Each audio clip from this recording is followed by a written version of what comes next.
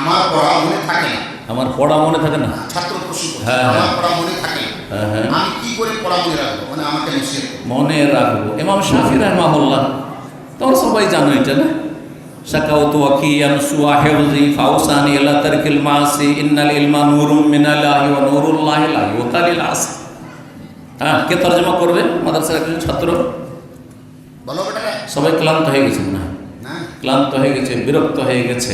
হ্যাঁ দাঁড়িয়ে হ্যাঁ Sakautu ila waqi হ্যাঁ Imam Syafi'i rahimahullah ta'ala dinar ustad waqi bin Jarrah radhiyallahu তরজমাটা করে দাও শুধু। দিনের কাছে প্রশ্ন করছেন হ্যাঁ। আমার অভিযোগ করলেন, শাকাওয়াত মানে অভিযোগ, কমপ্লেন।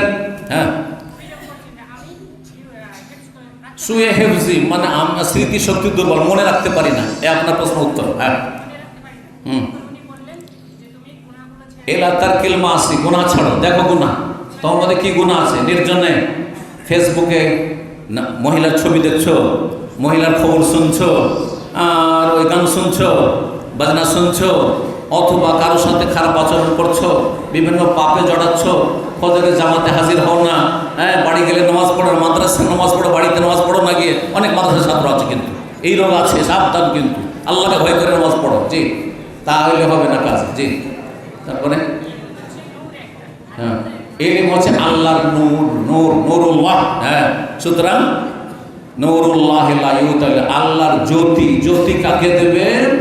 যে জ্যোতিটাকে ধারণ করে রাখতে পারবে। গুনাহগারকে আল্লাহ দেবেন।